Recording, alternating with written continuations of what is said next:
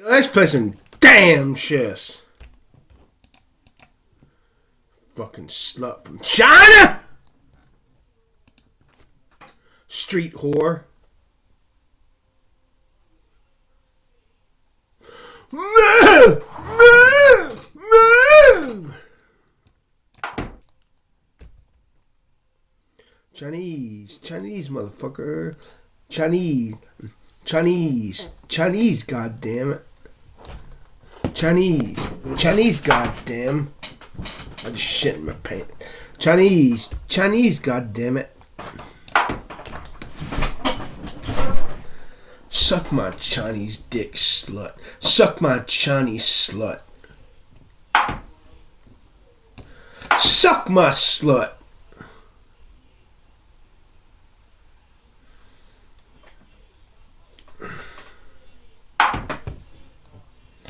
Suck my slut! Goddamn Japanese slut.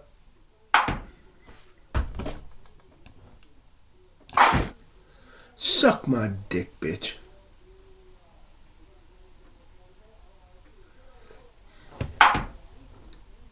Suck my motherfucking dick, bitch.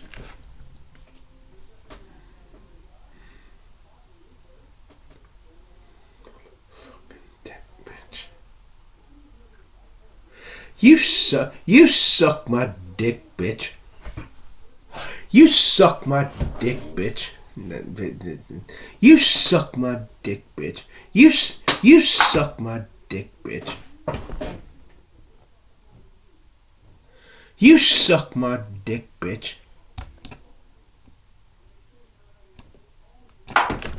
You suck my dick, bitch.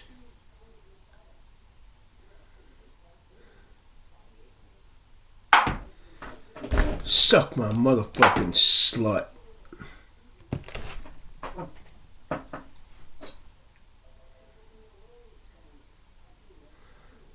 Suck my motherfucking slut. You suck my dick, bitch.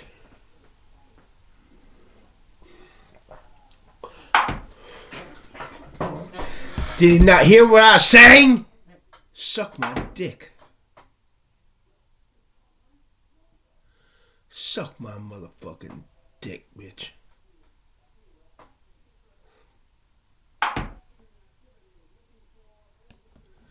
Suck my dick, bitch.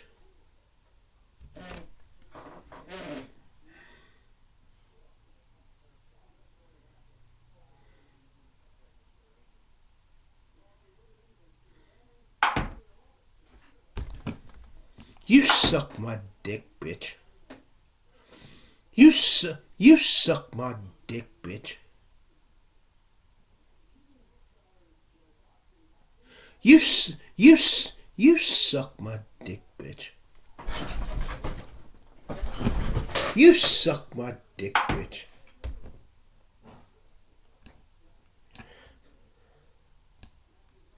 Suck my motherfucking slut. You suck my dick, bitch. You suck my dick, bitch. You suck my dick, bitch. Suck my dick, bitch.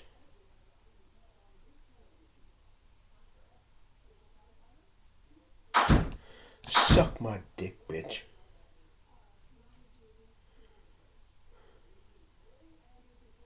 God damn it.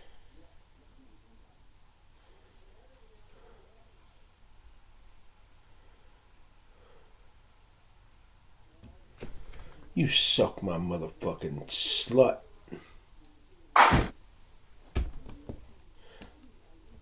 God fucking damn it.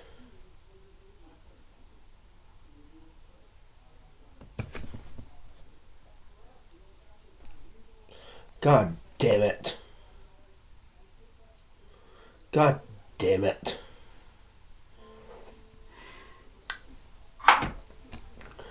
God fucking damn it.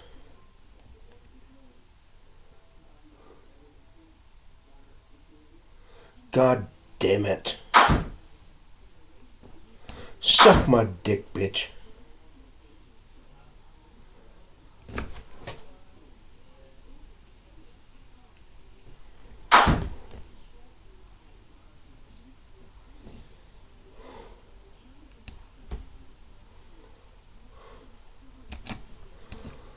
Bitch.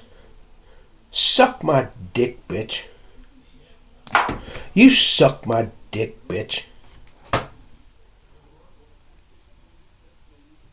You suck my dick, bitch. You suck my dick, bitch. You suck my dick, bitch. You suck my dick, bitch. You suck my dick, bitch. You suck my dick, bitch. You suck my dick, bitch. Suck my slut. What?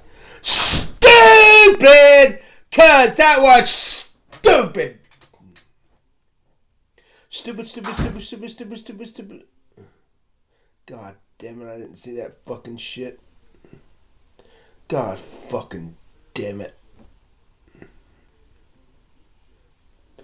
God damn it. God damn it. God fucking Gil Puckett. God fuck it. Come on, you slut. Move! Move! Move! Move!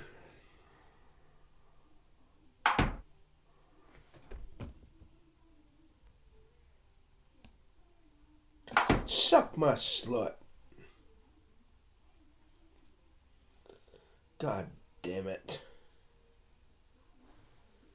God damn it.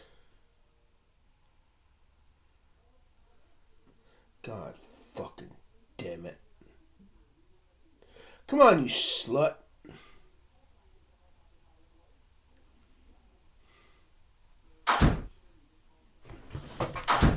Oh, he just dicked up a poem.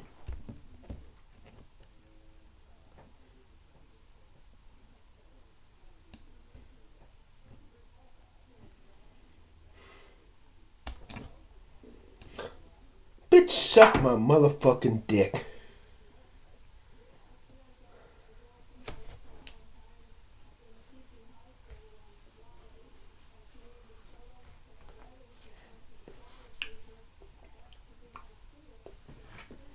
Suck my motherfucking dick.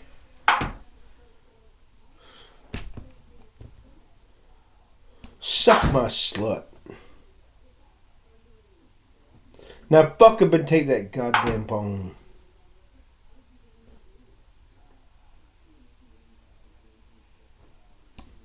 Suck my dick, bitch.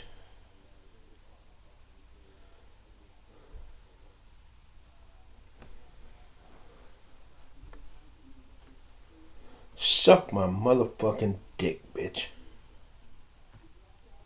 You suck my dick, bitch. You suck my dick, bitch. You suck my dick, bitch. You suck my dick, bitch. You suck my dick, bitch. You suck my dick. You suck my dick, bitch. You suck my dick, bitch. You suck my dick. You suck my dick, bitch. You suck my dick, bitch.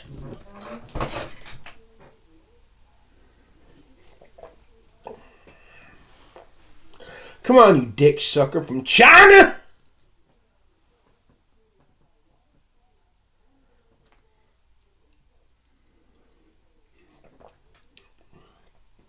What the fuck is going on here, fucking slut? Move! Move! Move!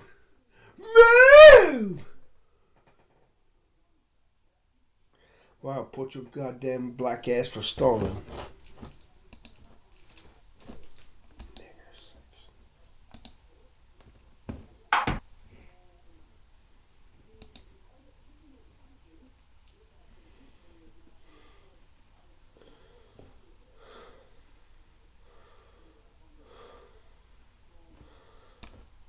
Suck my dick, bitch. Suck my dick, bitch.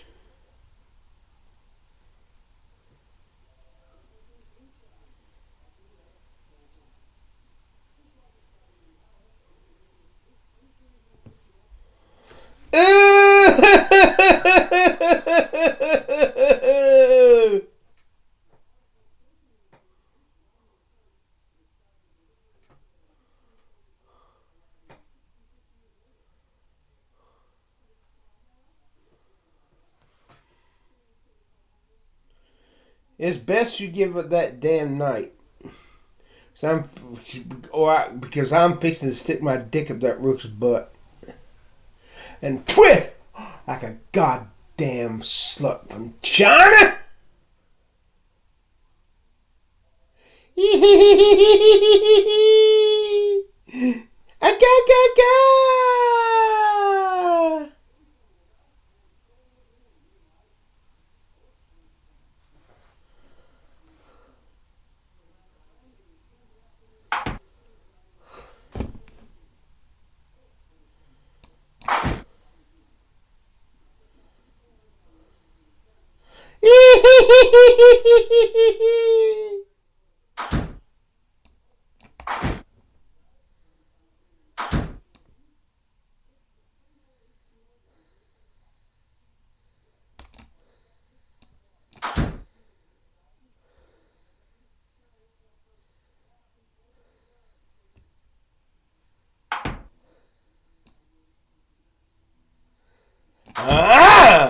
Stupid! I'm fucking you up.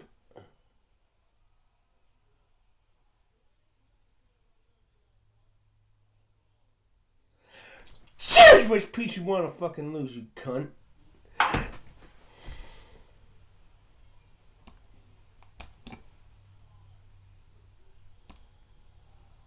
Bitch, suck my dick, bitch.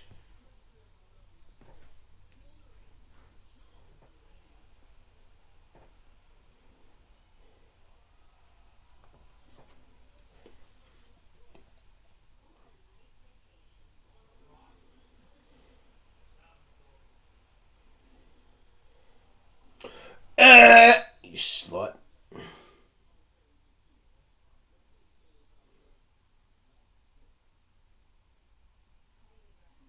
I see a dick in your future. I see a dick.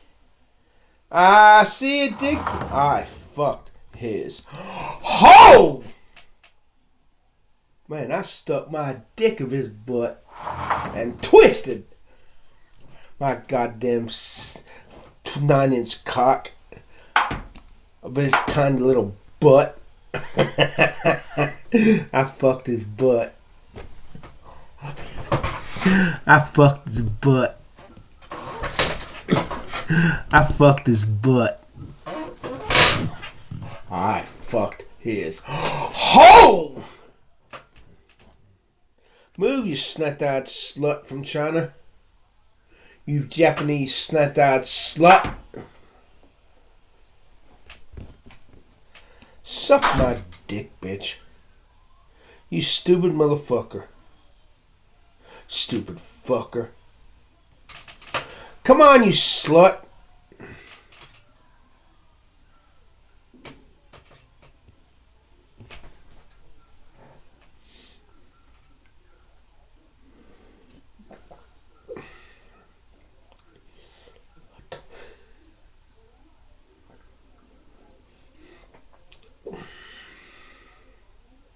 Come on, you slant-eyed slut.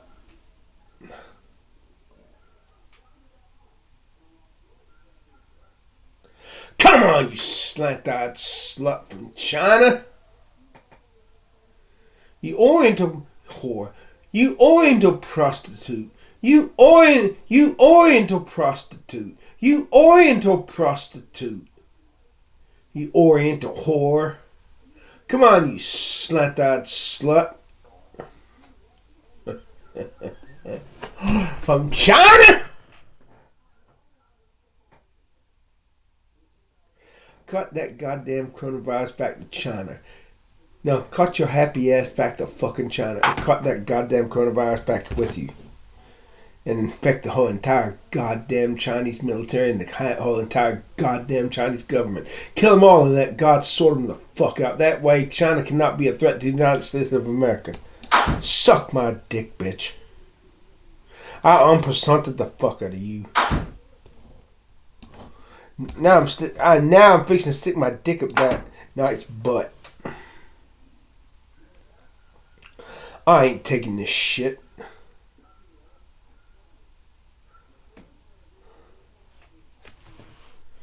I ain't taking this shit.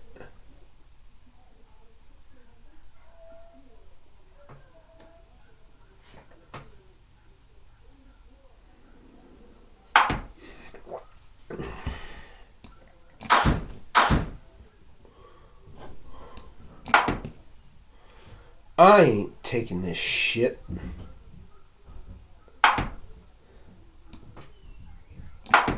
You Chinese whore. Suck my dick, bitch. Suck my motherfucking slut.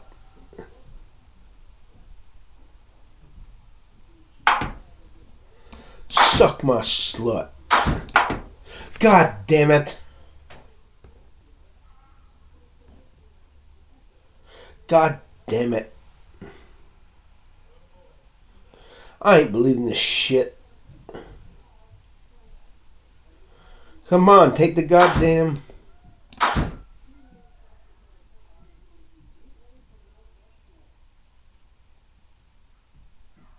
Take the goddamn... Suck my dick, bitch.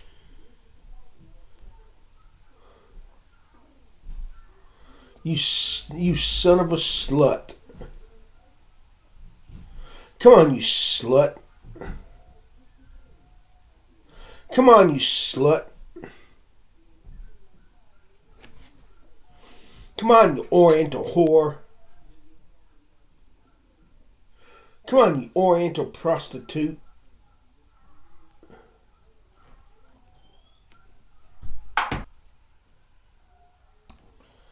Stupid! 'Cause that was stupid!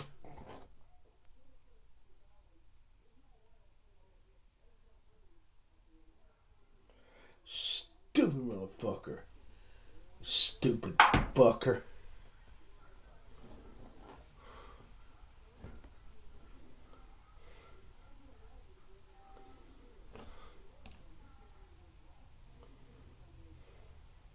Suck my slut.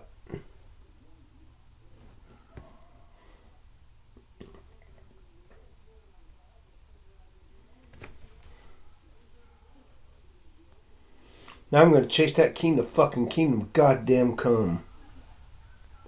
God damn it. I can't believe I just fucked up rewrote. How can you be that goddamn stupid? Suck my slut.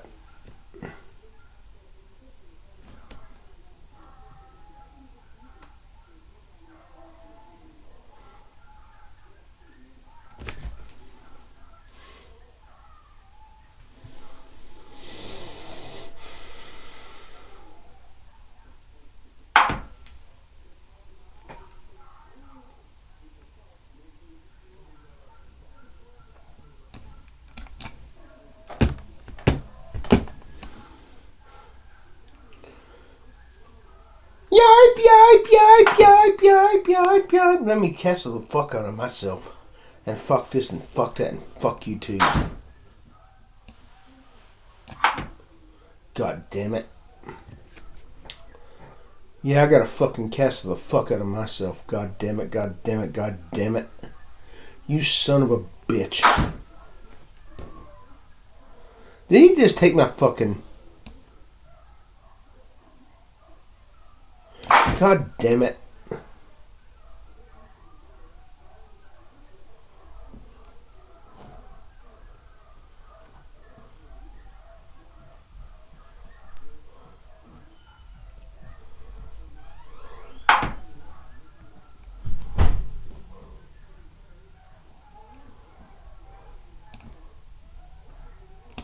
Oh, fuck that shit.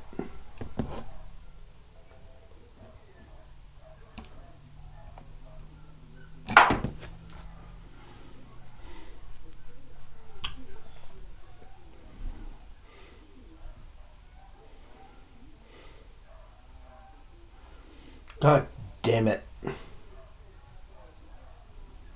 God damn it. God fucking damn it. God fuck it. Man, this is fucked up. Cluster fucked.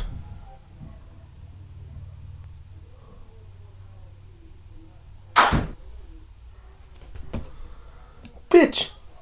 Suck my motherfucking slut.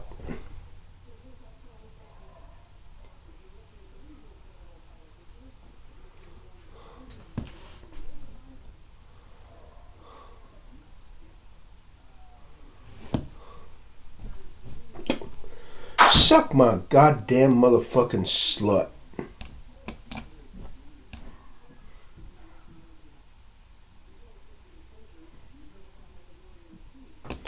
God damn it.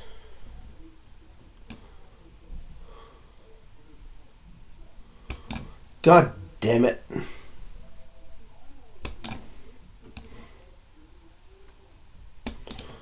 There's gotta be a way out of this fucking shit. God damn it.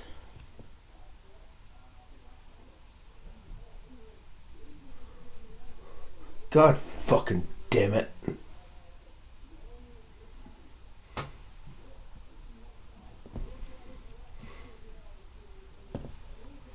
God fucking damn it. God fuck it.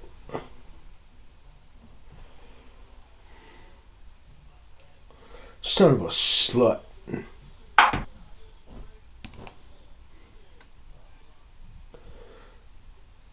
Come on, you slant-eyed whore from China!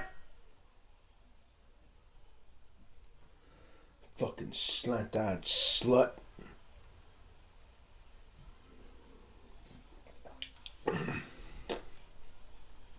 You were stupid in that. You were stupid in that you fucked up and lost your goddamn rook. It's a stupid, careless fucking. It's a stupid, careless mistake. You stupid fucker. You stupid fucker. Come on, you goddamn son of a bitch. Come on, you goddamn son of a goddamn bitch.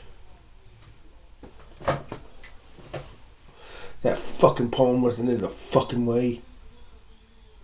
I can do something with that motherfucker. That goddamn poem in the fucking way. God damn it. God fucking damn it.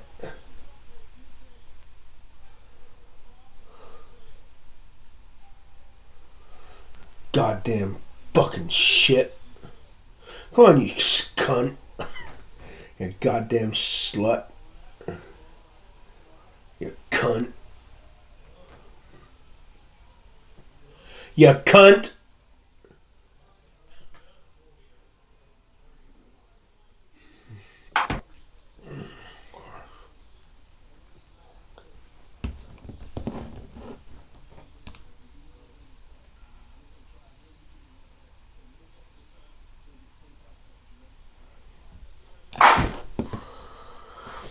If I can just dick up some of these fucking poems.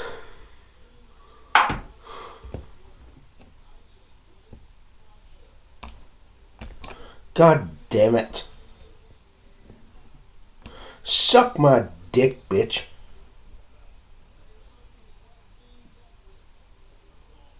Suck my dick, bitch. God damn it. God fucking damn it.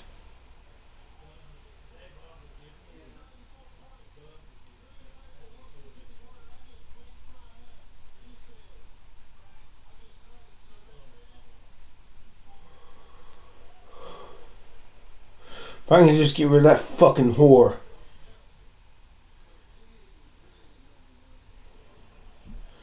God damn it.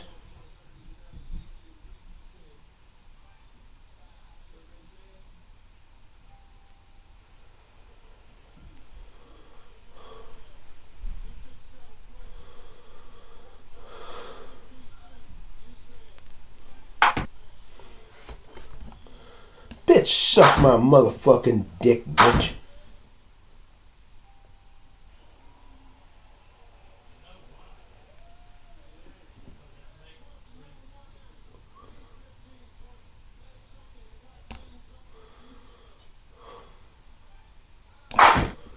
God damn it.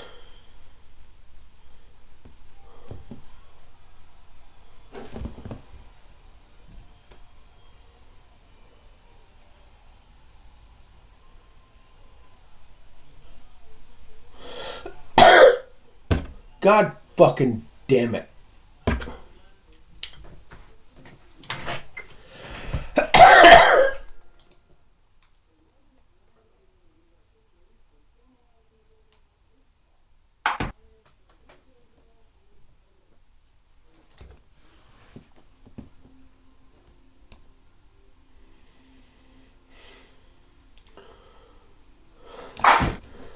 God damn it.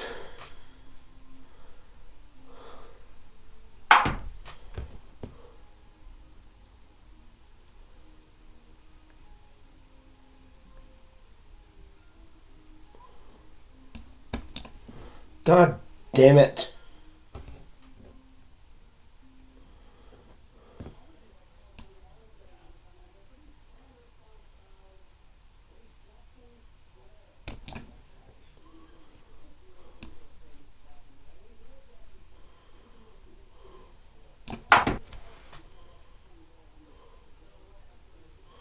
God fucking damn it. God damn it.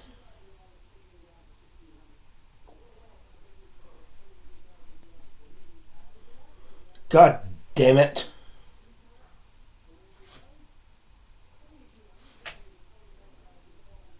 God fucking damn it. Jesus fucking Christ.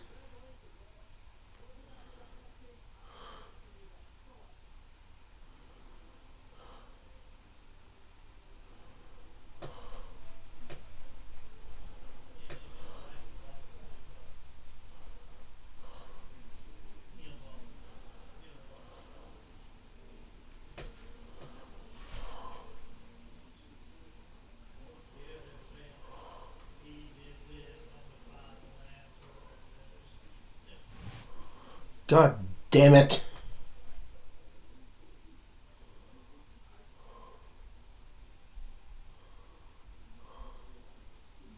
Jesus fucking Christ.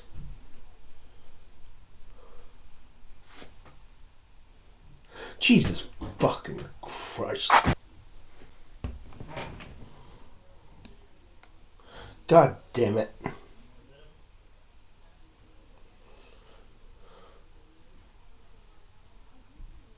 Jesus fucking Christ.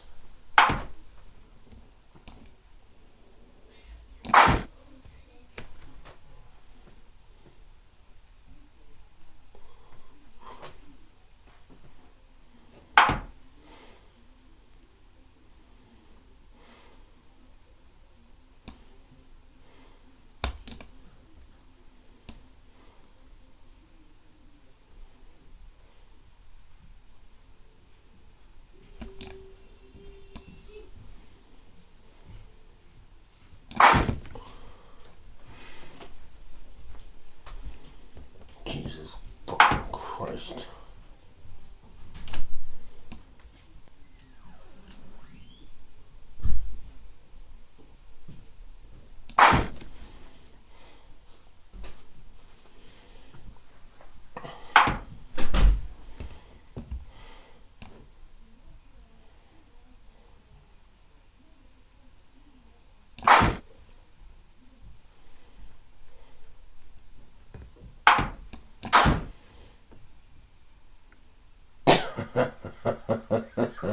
I was the one who was stupid. I totally missed that shit.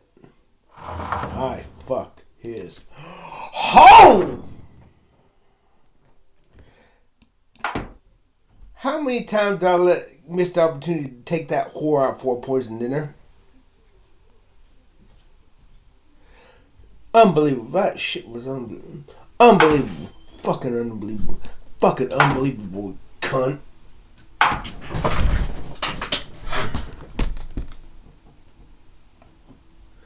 Bitch, suck my dick, bitch.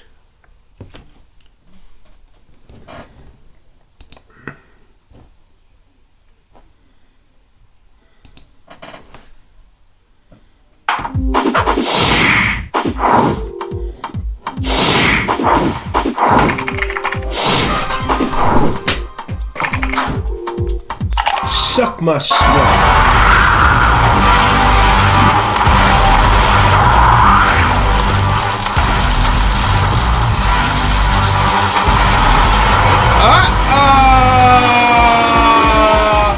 Good morning, good afternoon, or good evening, depending on where you're at in the world. Welcome to the third and final day of the 2020 International E-Conference on Atheism. I'm Dr. Darren Slade. I'm the president of the Global Center for Religious Research, and I'll also be your host for today's presentation. I want to say thank you so much for coming out and supporting us. What's incredible about this 3-day academic conference is that you didn't have to buy any airline tickets, you didn't have to get a hotel room. You get to hear the latest philosophical and scientific research on atheism from scholars all over the world, all from the comfort and safety of your own home. So thanks again for being here. Now, I have the distinct privilege of being able to introduce a man who does not need an introduction. I never saw that coming. Well, Mr. Aaron Raw, and his talk today is on the evolution of religion. Now, of course, Aaron is known the world over for being a vocal atheist activist. He is creator of the spectacular atheist blog, Reason Advocates on Pathos. He's the official representative of the American Atheists and creator and host of the wildly popular Aaron Raw YouTube channel. Now that's what you call a game of chess. President of the Atheist Alliance when somebody gets into put somebody else into the checkmate, and both sides still got most of their pieces. Point that I want to emphasize: if you get a chance, you have got to purchase a copy of Foundational Falsehoods of Creationism. Now, this book by Aaron is easily the most definitive takedown of creation scientists and intelligent design. As many of you already know, creationists in their attack on evolution oftentimes use nice-sounding arguments, scientific-sounding arguments oftentimes. But what Aaron does in this book is he demonstrates just how every single one of those arguments are founded on fundamental scientific, religious, and historical falsehoods. So again, if you get a chance to get this book, I highly recommend it. It is absolutely phenomenal. It's kind of my go-to research. I see a dick in your future. I see a dick. Now, I get to turn it over to my good friend Aaron here. You have the floor, sir. I see a dick in your future. I see a dick. Dick. Sorry. Of course it is. You said that four-eyed slut. You should tell because it wasn't originally that, right? When did you change your name? No, I changed my last name. Was my birth name was not Raw. Interesting. Yeah. So thank you for saying that. Thank you. No problem.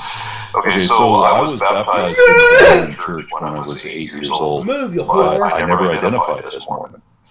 For a while, we lived in parts of New Mexico, Arizona, Nevada, and Utah where practically everyone was Mormon. Or we lived in Los Angeles where being Mormon was weird. People would ask me, what religion are you? And I would say that, well, my family is Mormon, but... And I never got far enough to say that I don't know whether I am. Because as soon as anyone thought that I was Mormon, they'd start telling me crazy things that Mormons allegedly believe. As if Mormons wouldn't know what they believe unless they hear it from a Southern Baptist. Sometimes I'd invite them in to tell my mother that she believes all these specific things, but they always refused. And I figured it was because they already knew that my mother didn't really believe all the things that they said that she did. They didn't want to find out how things really are. They just want to believe what they want to believe, regardless of what the truth is. I'm getting in your business. I'm getting in your business. I'm getting in your forms of prejudice. They just want to believe what they want to believe, even when they know that it's probably wrong. I mean, Mormons do believe some crazy shit. Every religion does. But if you want to know what a Mormon believes, or what a Buddhist or a Hindu believes, don't ask a Baptist. Because many outsiders would rather give you the wrong answer than to admit that they don't know, especially when that question gives them the opportunity to break the Ninth Commandment by expressing their bigotry. They're not even sure what their own beliefs are. Because when I ask Baptists what they believe, I keep getting different answers. I never identified as Mormon because I didn't know whether I believed everything required to be a Mormon. And how would I know whether some other religion might suit me better, since I didn't know anything at all about any of the other religions? Experiencing the kind of interdenominational discrimination that I did set me on a path. I figured that the truth at the heart of the matter would be the root, the foundation. Because whatever distinctions any denomination you need among all the others is not going to turn out to be some profound truth that every other religion around the world has somehow overlooked for thousands of years. Until this one new cult finally popped up, say in Waco, Texas, 1991, as if they're the only ones who know better than anyone else. And that's why the forces of evil are attacking their compound. No. God would have to be a better communicator than that. Whatever the real truth is, will not be some unique peculiarity where Mormons and Branch Davidians differ from everyone else. The differences are what the group got wrong. The truth will be something held in common by every sect all the way back to the very beginning. So I started comparing religions to trace the origins of the faith. Now, the Mormon prophet Joseph Smith grew up in western New York, and he was apparently influenced by the intense religious revivalism the Protestants were conducting at that time. So I figured that Smith used Protestant Christianity as his template, and that he created a whole other religion out of that with all new mythology that he wrote himself. Other religions like Seventh-day Adventists, Jehovah's Witnesses, and others seem to branch off of Protestant Christianity too, yet some deny their pedigree, while proclaiming divine revelation to get back to the real, originally intended message, which was somehow never written down anywhere until just now, and only this one little cult knows about it like everyone else. Likewise, Mormons too insist that they're not Protestants, and Protestants insist that Mormons are not even Christian. And I don't see where Protestants get the right to say that they're not.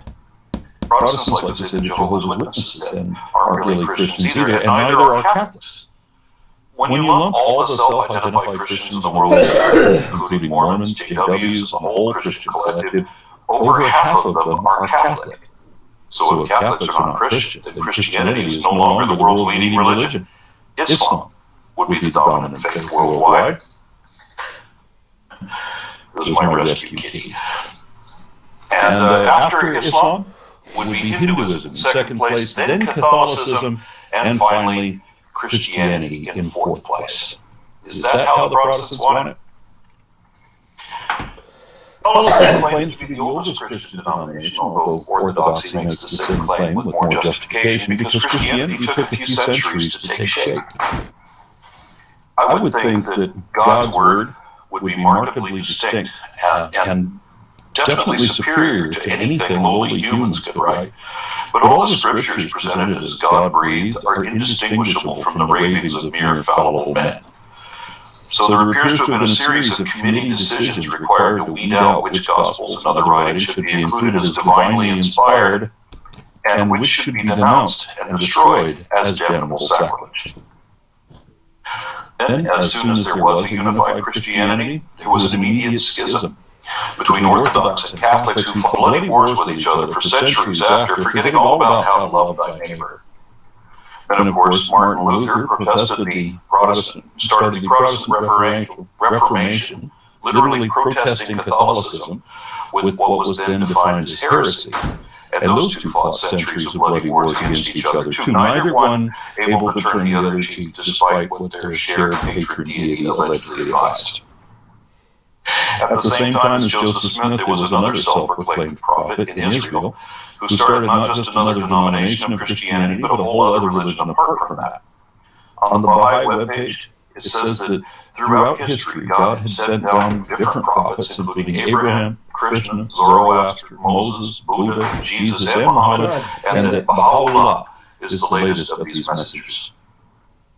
The thing is that the Quran says almost exactly the same thing, except that it says that Muhammad is the final prophet and that there would be no more after him. So you try to be inclusive and it still creates conflict. God damn it. At some point between Muhammad and Baha'u'llah Suck my came another dick, prophet, bitch. Guru Nanak, in the 15th century, in what was then Punjab, India, and is now Pakistan. The message that God delivered to Guru Nanak was that neither of the two great religions is the true path. So Guru Nanak founded Sikhism, currently the world's fifth largest religion, as a middle path between the two great religions, which God identified as Islam and Hinduism. Because somehow Christianity wasn't important enough in medieval Punjab to even get a mention. And God didn't think so. Damn it. And we know that because his prophet told us. Man, I could have fucked And that's this the only up. way anyone knows anything God ever said. We have to accept whatever the prophets tell us, even when those prophets disagree with each other. Such that we know someone's got to be lying. Shit. Think about that. It means we don't really know whether God ever even said anything. And if he did, then we know what God should already know, that he shouldn't be using prophets, because they're just going to mess the message up in a game of Chinese telephone, as has reportedly always been the case with every religion ever founded so far. Because every prophet foolishly goes off script and starts his own new and different religion, and every religion gets corrupted by those who believe in it, which ought to tell you that no religion is really true, and that we ought to throw out all our scriptures because they're just man-made mythology written by mere fallible people who obviously never knew what they were talking about. Fuck his goddamn black I've ass. heard it said that the reason there are so many different religions is that we're all like blind men trying to describe an elephant according to the one part they can touch. And one part has a trunk, or the tusk, or the leg, or ear, or the tail. Oh, I'll report your goddamn black ass for stolen and abandoning games. However, that analogy doesn't work with religion because they're all claiming mutually exclusive things. Slut. If you're Christian, you're going to the Muslim hell. White, If you're Muslim, you're going to the Christian hell. And other options include you could be reincarnated forever and ever, over and over again, never having achieved either nirvana nor Krishna consciousness. I said in my book that the Jewish Torah, the Christian Gospels, the Quran of Islam, the Kitab-i-Aqdas of Baha'u'llah, the Avestas of Zarathustra, the Adi Granth of the Sikhs, the Hindu Vedas, and the Mahabharata's Bhagavad Gita, the Book of Mormon, and the Urantia book are all declared by some devotees to be the absolute truth and the revealed word of the one true God, and believers of each say the others are deceived. The only logical probability is that they're all deceived, but of course, religion doesn't listen to reason. Christians often pretend to be unique among religions because the whole world marks a calendar based on the birth of Jesus. What you don't understand is that there were already a number of conflicting calendars in use all at once. Then in the year 1627, on the Julian calendar, Gregory VIII, arguably the most powerful man in the world at that time, created his own calendar and backdated it to what he thought was Jesus' birthday. He knew that Jesus was supposed to have been born both before the year 41 on the Julian calendar and simultaneously after the 50th year on that same calendar. Unable to admit the impossible contradiction there and with no way to reconcile it, Pope Gregory simply chose a date in the middle and started his Gregorian calendar from there. Then, when the Western world became the financial center it is, everyone else adopted our calendar too, and that's why this is the year 2020 and not 2065 or 5780 like the Jewish calendar. So when you hear me talk about dates in BC, I mean before calendar, not before Christ. I've met Christians who think that Christianity is the world's oldest religion, forgetting that Jesus himself was described as Jewish, and that there can be no Christianity before Christ. And similarly, the Quran says that Islam was the true religion of Abraham, Moses, and even Jesus, meaning that Jesus was actually Muslim rather than Jewish. Because Muslims believe that the Jewish and Christian religions, as well as the Bible itself, are all corruptions of the true Word of God. The truth is that Islam is based largely on an early version of Christianity, One that held that Jesus was a mediator between men and God, that he was a prophet with magic powers, like many prophets were said to have, regardless of what religion they professed, but that Jesus was not a physical manifestation of the Creator, not God in the flesh, and not the Son of God either. Muslims believe that Jesus was never crucified, that he never died, and that he kept healing people discreetly for centuries after the Gospels, and that he effectively retired after Muhammad became the next and final prophet of the God and religion of Abraham.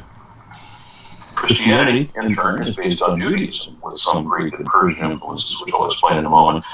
So Christianity is mostly Jewish, but Judaism isn't the oldest religion either. It's not even the oldest monotheistic religion, and it didn't start out monotheistic.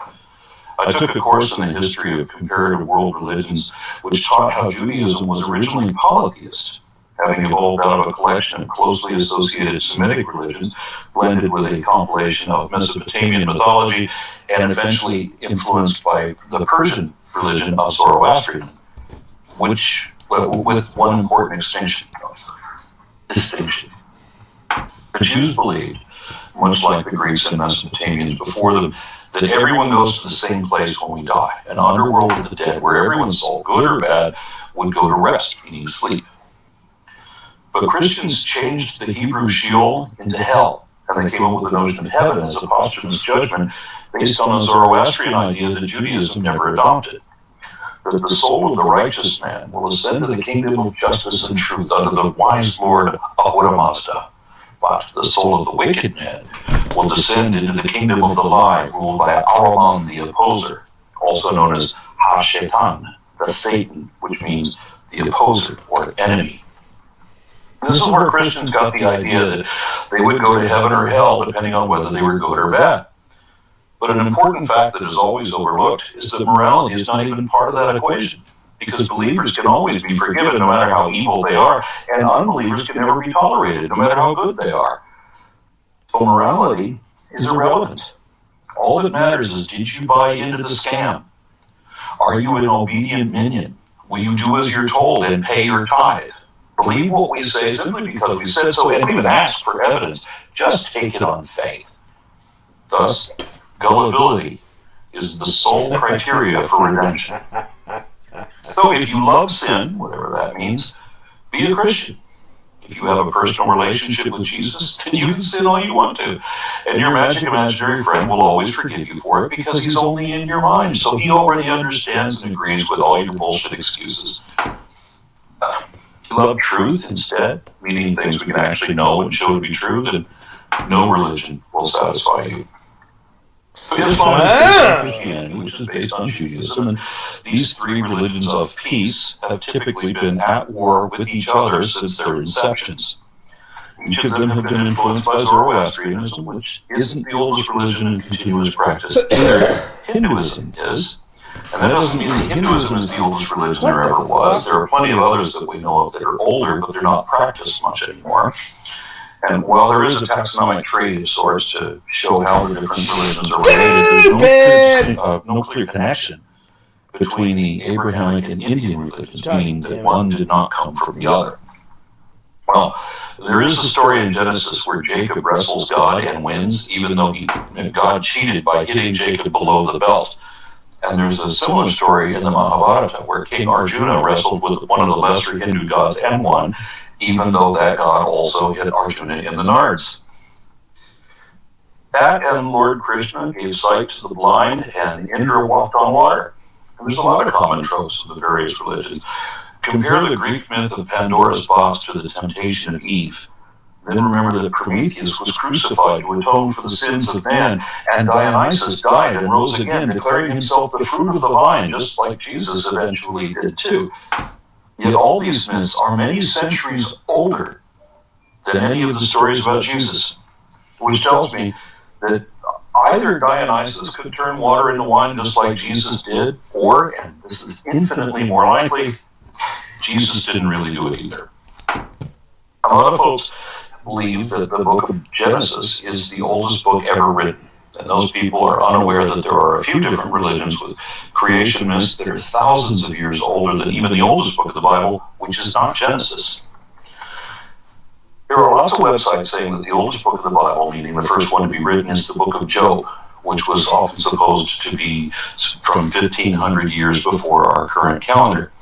But some scholars have corrected me on this, saying that Job is nowhere near that old, that the oldest books of the Bible are actually Amos and Hosea, dating to the 8th century BC. Interestingly, and I don't know whether anyone else has noticed this coincidence, but although the Rig Veda, the earliest of the Hindu scriptures, is dated to at least 1500 BC, the Bhagavad Gita, which I'm told is the beginning of Chaitanya Vaishnavism or Hare Krishna, was contextually dated to the 6th or 7th century BC because it seems to reference what was being said by Ionian Greeks at that time. The first time an atheist position on secular science was espoused by any collective, and Lord Krishna was complaining about that in the Gita.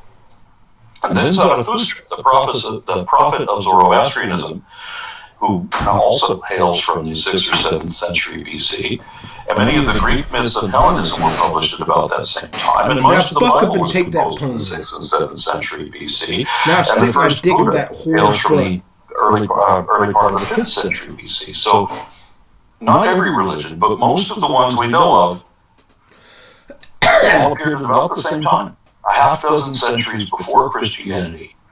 It was like a Cambrian explosion of several different religious perspectives occurring all at once. And that's when we see the emergence of gods that were more than just people with magic powers, which is what all the gods had been before. Even the Abrahamic God is originally depicted as a magical man who walks, talks, eats, waves his hand, turns his head, shows his backside, and cheats at wrestling.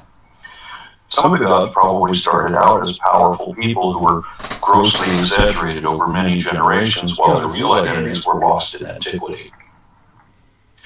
And some religions now have the one big, all-powerful spirit-type god. Hinduism has that in the form of a triune godhead, but with a bunch of lesser gods mixed in. And some primitive religions have gods that are really just nature anthropomorphized, like the god of rivers, the god of seasons, the god of the hunt, or the god of beer making. And many religions also have a god of death. In the earliest religions, these weren't necessarily gods, but merely spirits. Not every religion had gods, but every religion universally accepted as such by both adherents and critics is a doctrine of ritual traditions, ceremonies, mythology, and the associated dogma of a faith-based belief system that includes the idea that a supernatural essence of self, be it the soul or consciousness or memories, etc., may in some way transcend the death of the physical body and continue on in some other form. Not every religion has gods, but every religion posits the notion of a spirit. In mythology, anything could have a spirit, but every living thing that breathed certainly did.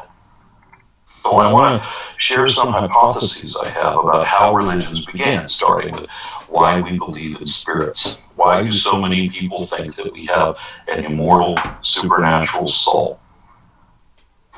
We feel the breeze moving into our bodies all the time.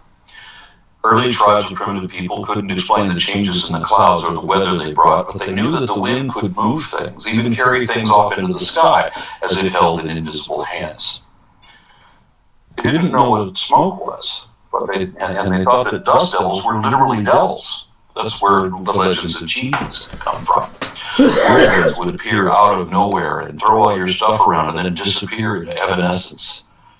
That's how we still imagine spirits today, at least the devilish ones. No one understood diseases either, but they figured out pretty quickly that rancid fumes or the death of a sick person could make others sick too. That's why they say bless you when you sneeze, because sneezing and coughing are how you spread disease. And they thought that when you sneeze, the good spirit leaves your body and an evil spirit might jump in and take its place. If you're sneezing or coughing, then you're spreading evil spirits that might kill you or someone else. Note that in the Bible, God performs a golem spell where he fashions a man out of mud and breathes into it the breath of life to animate it and make it come alive. Wherein Adam did not acquire a soul, instead he became a living soul. And there were a few other versions of this trope in earlier creation, as from Mesopotamia through the Orient, wherein some form of magician makes a variable number of people come alive by magically animating clay figurines. I imagine that this belief must have prompted someone to try mouth-to-mouth resuscitation, and it certainly would have cemented their belief if it worked. There are also other references to this breath of life where the movement of air is akin to a spiritual essence. A traditional Jewish belief is that when newborns take their first breath, they are infused with the Spirit and become a living soul. So air equals spirit. The English word spirit comes from the Latin word meaning to breathe. Since no one yet understood that air was made of particulate matter, but everyone knew you would die if you couldn't breathe, and they knew that when people or animals died, they stopped breathing, then it was believed that the movement of air was somehow spiritual, and that the Spirit went inside you to give you life. In Genesis 1:2, when it says that only the Spirit of God moved over the face of the waters, it's pretty obviously talking about the wind. For another example, Ezekiel 37:5-8 has a necromancer going into a boneyard to revive an army of the dead, wherein, I quote, "Thus saith the Lord God unto these bones, Behold, I will cause breath to enter into you, yet ye shall live, and I will lay sinews upon you, and bring up flesh upon you, and cover you with skin, and breathe in you, or put breath in you. And you will know that I am the Lord."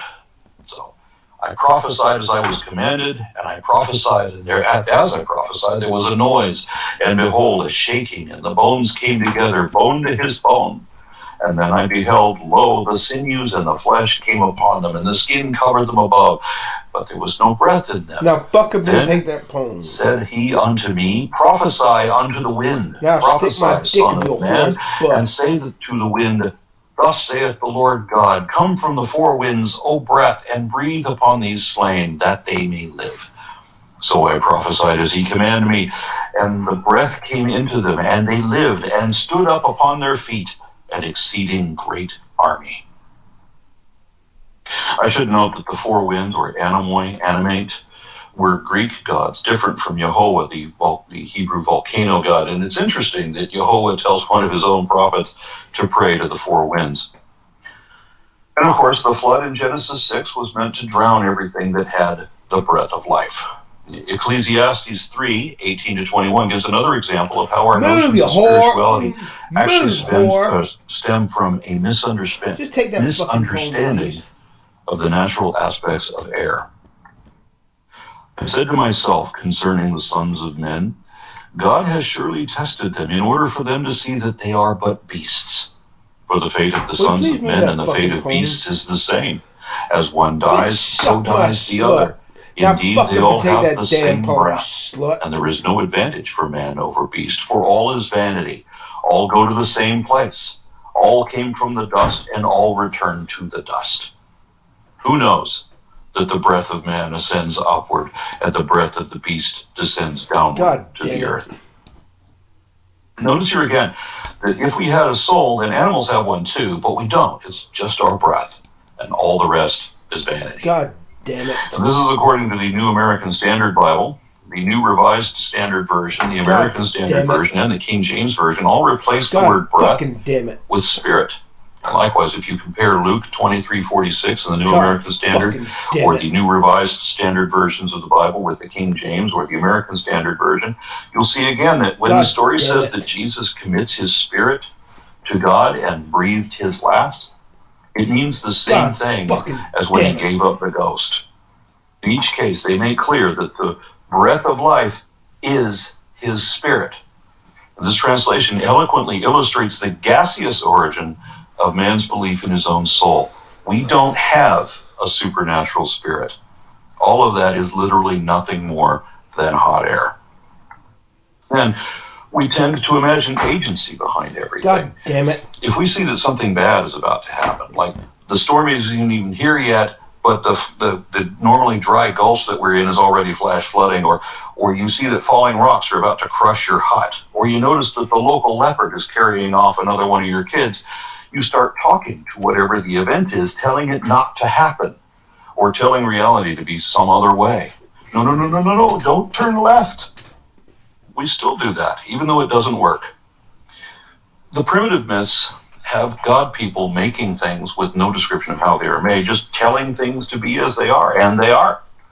And knowing that, Remember that one of the earliest forms of rendering is playing in the mud, making things out of clay. So I imagine some Paleolithic artist making a pretty good rendering of a giraffe. Those have a fairly distinctive shape. Then he moves on to sculpt a Venus, an exaggerated female figure that is practically all boobs and butt. He shows his latest figurine to the rest of his tribe, wishing he could breathe into it and bring it to life. Wouldn't it be neat if we had the power to do that?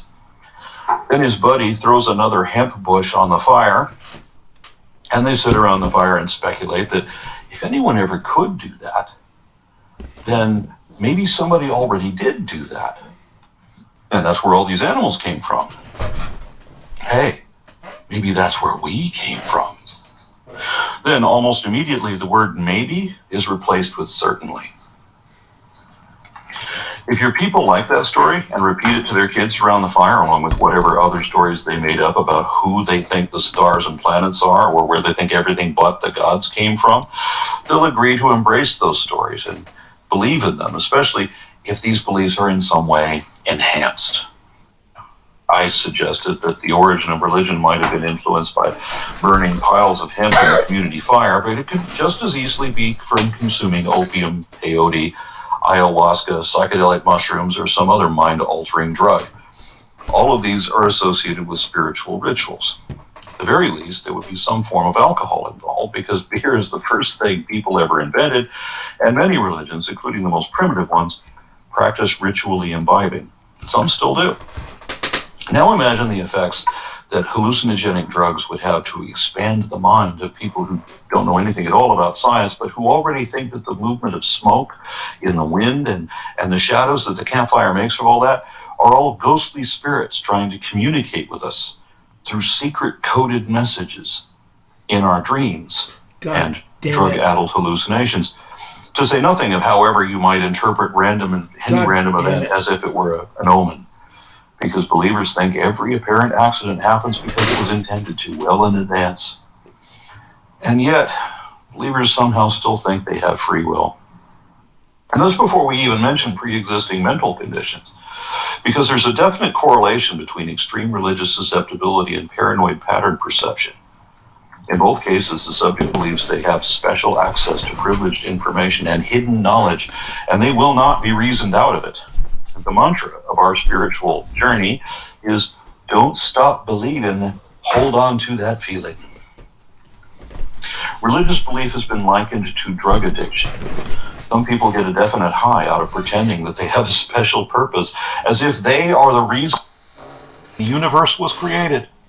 And they're best friends with the most powerful being imaginable, who can even make 2 + 2 = 5, if need be. I've personally encountered several believers who have admitted in one way or another that they will continue to believe even if they know it's not really true, because their fantasy matters more to them than reality ever could. At the same time, all this exclusive information isn't empowering unless it's also justified by other people playing along, believing the same thing. And this behavior wouldn't be limited just to the weirdos of the village either, because nobody knows any better. So when the weirdos eventually achieve leadership position, as narcissists often do, then they can impose their beliefs on everyone else and enforce them, demanding that the unbelieving intellect be executed on the word of 1 or 2 witnesses. In a situation like that, it would be very few generations before natural selection weeds out all the skeptics, leaving only credulous believers. A few years ago, the National Alliance on Mental Illness described a delusion as a persistent false belief that is maintained despite indisputable evidence to falsely claim something even when there is evidence otherwise. And they went on to say, what makes these beliefs delusional is that they don't change when the person is presented with conflicting information. The beliefs remain fixed even when the facts contradict them. And by this definition, religion is definitely delusional, and for that reason they have since changed the definition such that it's not considered a delusion if the belief is commonly shared in the parent culture. But that still means that the old adage is correct, that when one person suffers from a delusion, it's called insanity, but when many people suffer from a delusion, it's called religion. And religion is the most powerful tool ever devised for the manipulation of the masses. If you can convince people that some inescapable, indomitable despot is watching everything they do every minute of every day, and that it even knows what they're thinking, and that it's going to report them or punish them unless they bow in obeisance to the church, then you can control, oppress, and exploit them all. And claiming a relationship with the gods also tends to award social, financial, and political power, as the most religious people are treated as good and wise and pure, no matter how stupid, evil, and corrupt they really are. And for that reason, more than any other, this group credulity is strictly enforced.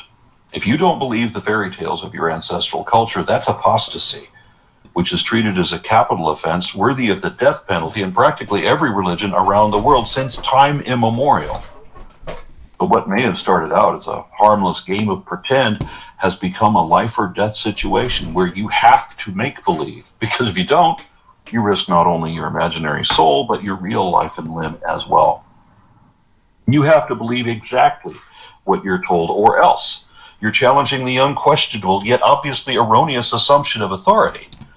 Because if you have a different interpretation of your tribe's folklore, that's heresy, which is just as bad, even though that's how every modern religion started out. If someone changes the sacred stories, that'd be like changing your favorite songs from your youth. What if those original versions aren't there anymore because all that's there is a remastered distortions or remakes by someone else, or parodies by Weird Al? Maybe the new versions are just as good or even better by some metric, but you still hate them because they're not what you were conditioned to love. Religion is no different from classic songs. In fact, some of our religions are songs, with some doctrinal verses written to rhyme. You can't change it, not even to improve it, or else you'll mess it up and get burned at the stake. I saw a classic rock band on a reunion tour doing all their old songs, but not the old way. They'd done them so much they were doing them different now. The same thing happened with religion, as the old stories recited by word of mouth slowly changed in subtle but important ways over thousands of years of retelling, with some obvious embellishment adopting and adapting elements of neighboring lore, though we're not supposed to know about any of that. I've often heard that if I don't believe in God, then I should pray, begging for revelation, even if that means praying for a whole week, fasting in the desert, whatever it takes until I get an answer, and that I should never get up until I get it. Because if I pray with my whole heart, I will eventually convince myself that someone is listening, and then I'll keep talking to myself for the rest of my life. Why the clergy demand that we pray every day or even 5 times a day. The problem is that works with every god, even the false ones, and not just that. It also works with spirit guides and the ghosts of your dead ancestors, even past life remembrance, as well as extraterrestrial telepaths and your totem spirit animal. If you talk to an imaginary being long enough, they will eventually start talking back. And I'm done. So we actually have a number of questions for you, but I want to explore. Clearly, you specialize in a lot of the Western theistic religions today, and that's kind of where a lot of your presentation focused on. Have you, in your studies, your anthropological studies, have you approached non-theistic religions that are even much more ancient than what we consider theistic religions today, stuff that predate Zoroastrianism and ancient Babylonian religions? Do you ever study those types of things? To a degree. I mean, there's not a lot that we can actually know about Druidism, for example. I've known a few Druids, but I mean, I've even had to ask them, how do you know that that's what the original Druids worshipped? Because really, nobody knows. And animism is pretty popular around the world. Yeah, that's one of those that could be considered an atheist religion because it doesn't have any gods included. These are one of those that it tend to employ spirits and everything. So it's not just that animals have spirits, rocks have spirits too, and that's why you can coax reality into being something else by talking to it. Yes. So I was referencing that, but I haven't done a lot of study on those, and I wish that I could have explored Eastern religions like not so much Buddhism, but Hinduism. Hinduism is enormous, being the oldest religion in continuous practice. I mean, they don't just have a holy book. They have a library and their books are huge. The Mahabharata that I mentioned a couple of times is the largest epic poem ever, and it's a whole lot bigger than the Bible. The Bhagavad Gita is a whole book like the Bible, but it's only a chapter, a single chapter of the Mahabharata. It's so big. Yeah. So on Krishna, for example, I mean, he's just one of many gods that they have. There are so many adventures that he has of many types. I mean, he has so much lore dedicated to all of this person's exploits that it would seem that Krishna has to be, much like Jesus, Krishna has to be a compilation of a whole bunch of different characters. There's no way one guy did all these things. Not in a regular lifetime. Interesting. Well, it used to be popular among anthropologists, and my understanding about the first half of the 20th century especially, to attribute animism as kind of the origins of a lot of our theistic religions today. That theory has kind of fallen out of favor, especially in certain circles. Where do you fall in this debate? Do you think that animism was an original form of human thought in our psychological evolution that eventually personified human figures and then became the deities? Or do you think something else may have happened, or that theistic religions grew up contemporaneously with animism? No, I hold to the prior position. I don't see religions as evolving independently entirely. I mean, I think it started with animism because that goes back tens of thousands of years, and then we don't have the emergence of God figures until relatively very recently. So that seems to be an addition. And the God characters, as I mentioned, I think most of them, some of them at least, began as real people who were just grossly exaggerated, and other gods were made up out of whole cloth, like the goddess of wisdom, for example. I mean, that's not a person that ever existed. It's just a character who was made up to anthropomorphize something. The god of death, the god of beer making, basket weaving, because there was one religion that had a god of basket weaving. So. Yeah. That's their superpower, was crocheting. So that's great. Would it be fair to say, when you were growing up in Mormonism, that you weren't completely sold to the idea, that you were more nominal than a devout believer? Yeah, the family that I grew up in, although some of them became devout Mormons, I mean, nobody was fully into it in my family. I mean, like, people were still drinking alcohol and coffee and that sort of thing. I mean, my mother never smoked cigarettes, but she drank, and she certainly had coffee and stuff. And it wasn't until later that she adopted the magic underwear and all of that. So I mean, so I was spared a lot of it, and my family didn't talk about religion or philosophy, or the only time they ever mentioned science was to disparage it. Them scientists, they got book smarts, but they don't got no common sense. That's what I got growing up, was a whole lot of disrespect for the scientists, and believing every kind of conspiracy theory, all of that without question. But you don't take any expert's word for anything. You believe it. You believe every weirdo you meet at the bus stop, but not anybody who actually knows what they're talking about. Right.